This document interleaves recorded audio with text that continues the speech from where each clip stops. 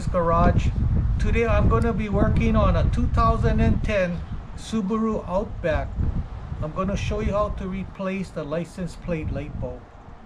These are the tools I'm going to be using today to do this job: a Phillips screwdriver and dielectric grease.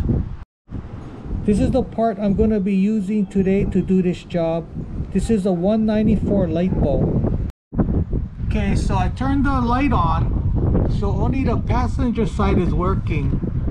So this driver's side, we're going to have to remove this whole light assembly. So there's two Phillips screws I got to remove, and this whole unit comes right out.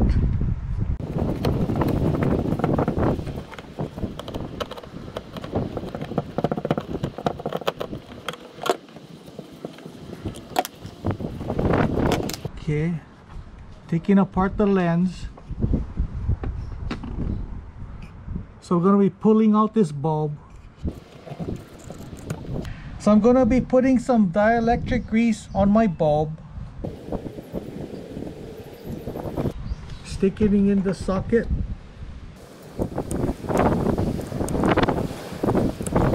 So I'm going to turn on the light, make sure it works. Okay, so it's working.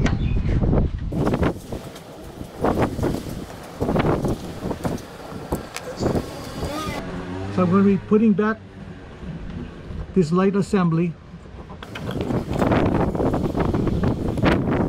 and screwing it up.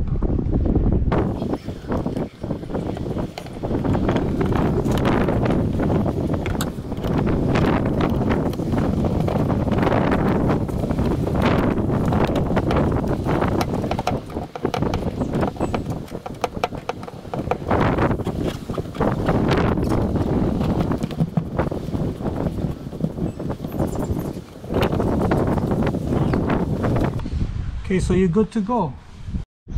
So that's how you replace a license plate light bulb.